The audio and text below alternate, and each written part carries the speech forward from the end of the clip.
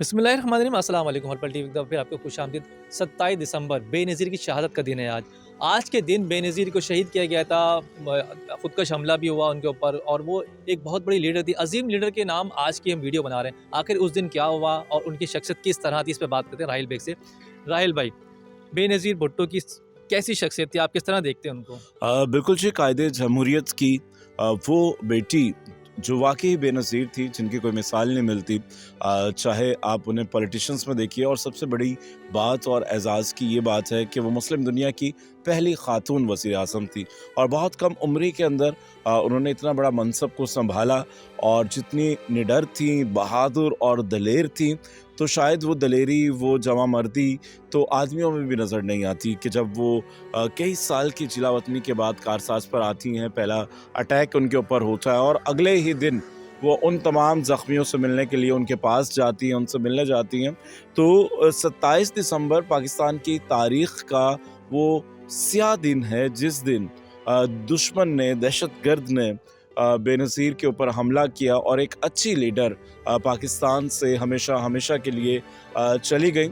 आप शख्स को मार सकते हैं, मगर शख्सियत को ख़त्म नहीं कर सकते। आप सोच को ख़त्म नहीं कर सकते, आप नज़रिए को ख़त्म नहीं कर सकते। दहशतगर्द ने ये समझा होगा कि अगर मैं इस बेनज़ीर को कत्ल कर दूं या मार दूं तो शायद ये मिशन भी रुक जाएगा। तो मिशन नहीं रुका करते हैं, वो जारी हैं। और उनका जो फ़लसफ़ा है, जो उनकी सोच है, जो उनके फॉलोवर्स हैं, जो उनसे मोहब्बत करने वाले हैं, और इसी तरह से जो उनके वालिद थे ज़ुल्फ़िकार अली भुट्टो साहब, जिन्हें कायदे जमहूरियत भी कहा जाता है, तो उन्होंने भी वतन के लिए कुर्बानियाँ दी। और उन्होंने जिस तरह से उनको भी फांसी पर लटकाया गया, और बहुत सारी चीज़ें बेहतर थी। और ज़ाहिर सी बात है, खून की तासीर भी होती है। जिस तरह से वलवला अंगेज़ी के साथ मुल्क की बात करते थे, और वो अक़वाम मुत्तहिदा में जिस तरह से पेपर उन्होंने फाड़े थे, और इसी तरह से कि पूरे मुस्लिम दुनिया में रिप्रेजेंट करती थी मुसलमानों को, और पहली ख़ातून वज़ीर-ए-आज़म थी। और यह एहसास पाकिस्तान के हिस्से में आया, मगर जब वो हुकूमत में आई तो चंद महीनों के बाद उनकी हुकूमत का जो तख्ता पलट दिया, फिर वो आईं, फिर उनकी हुकूमत का, फिर उसके बाद वो पाकिस्तान से बाहर चली गईं। मगर देखिए कि जिलावतनी हुई उनकी, फिर उसके बाद वो जब पाकिस्तान आई तो लोगों का मोहब्बत, जज्बा, पूरा और शहर वो पूरा उमड़ आया। उमड़ आया। और हाँ। उनका वो जो खूबसूरत अंदाज था, और जब स्क्रीन पर लोगों ने देख रहे थे तो लोगों के रोंगटे खड़े होते, किस तरह कुरान शरीफ से मोहब्बत कर रही हैं, और इमाम ज़ामिन के साए में वहाँ से रुखसत हो रही हैं। उसके बाद जब वो पाकिस्तान पहुँचती हैं तो ज़मीन को सजदा कर रही हैं। तो कितनी मोहब्बत का इज़हार कर रहे हैं अपने मुल्क से। और जब आप पाकिस्तान से बाहर होते हैं तो उसी वक्त एहसास होता है अपने मुल्क का, और एक वो शख्सियत जो मुल्क की वज़ीर-ए-आज़म हो, जिस पे मुल्क के पर हुक्मरानी हो, मुल्क के मुफाद के लिए कुछ करना चाहती हो, ऐसी शख्सियत को आप जिला वतन कर दें। और फिर जब वो पाकिस्तान आए, और कितने पुरतपाक लोगों ने उनका इस्तकबाल किया, और वो वीडियोज़ देखें आज भी आपको नज़र आएगा। मगर वो डरी नहीं, अपने मकसद पर डटी रही, और उन्होंने वो चीज़ों की निशानदही भी की।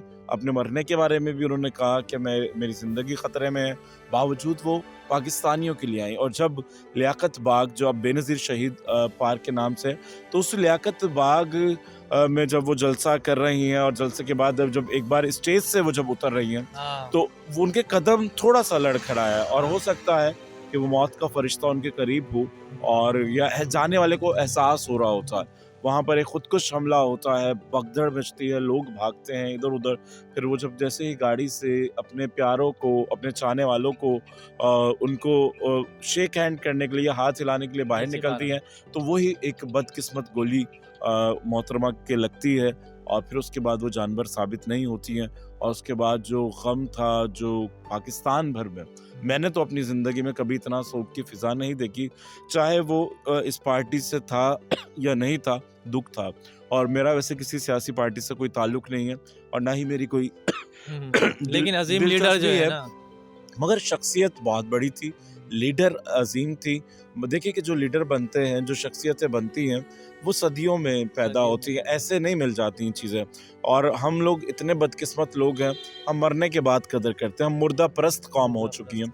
क्यों ना हम ज़िंदगियों में लोगों की कदर करें, ज़िंदगियों में उनके फ़लसफ़ों पे चलें, जो लोग ज़िंदा हैं उनकी कदर कर लें। जो आपको लगता है ना कि कोई 10% भी अच्छा है या 20% है, 50% है, 1% भी है, तो उसकी ज़िंदगी में उसकी कदर करें। जाने के बाद हम अच्छे जुमले कहते रहें, उसको याद करते रहें, उसकी बुराइयां भुला दें।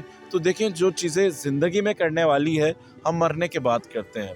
तो ये बहुत बड़ा अलमिया है और आज उन्हें सलाम पेश करते हैं, उनकी कुर्बानियों को। और जिस तरह से भुट्टो ख़ानदान ने अपनी जानों के नजराने पेश किए शहीद हैं, खानदान शहीद ख़ानदान है, चाहे वो जुल्फ़िकार अली भुट्टो हों, मोहतरमा बेनज़ीर भुट्टो मुर्तज़ा हों या भुट्टो मुर्तज़ा भुट्टो हों, उनके भाई हों। और जब वो वज़ीर आज़म पाकिस्तान थी, उस वक्त उनके भाई को टारगेट किया गया। और बताते हैं, तारीख़ बताती कि वो नंगे पाँव दौड़ती हुई उनसे मिलने गई। तो मतलब कुर्बानियाँ तो बहुत हैं, इन्होंने मुल्क के लिए कुर्बानियाँ दी हैं। और आज भी लोग जब भी कहते हैं भुट्टो ज़िंदा है, तो वो जो उनका नज़रिया है वो ज़िंदा है, जिंदा लोगों के है। दिलों में नज़रिया कभी नहीं मरता है। और यकीनन वो आज भी अच्छे लफ्ज़ों में याद की जाती हैं, पाकिस्तान में नहीं, दुनिया भर में की जाती हैं। बिल्कुल ठीक। और वो किस तरह से पाकिस्तान को पोर्ट्रे करती थी, किस खूबसूरत अंदाज़ के साथ बात करती थी। और निडर किस्म की औरत है, तो मेरा तो सलाम है सलाम। उन शहीद पर। और उस पर बेशुमार लानत है जिसने एक इतना अच्छा लीडर पाकिस्तान से मिटा दिया। और ज़िंदा लोगों की कदर करें, बस कदर बिल्कुल। करना चाहिए। राहिल भाई ने तफसील से बताया, आज 27 दिसंबर बेनज़ीर की शहादत का दिन है। आज इस दिन को मनाया जा रहा है, आज तकरीबात होंगी और ये बरसी भी जो है मनाई जा रही है अकीदत से, एहतराम से। लाड़काना में गढ़ी गुदाबख्श में बड़े काफ़िले गए रवाना हुए हैं, वहाँ पे एक बड़ा जलसा होने जा रहा है। तो ये थी अब तक हमारी अपडेट। जैसी कोई नई अपडेट है कि हम आपको ज़रूर बताएंगे। नेक्स्ट वीडियो अपने मेज़बान जावेद साहब को याद दीजिएगा। अल्लाह हाफ़िज़।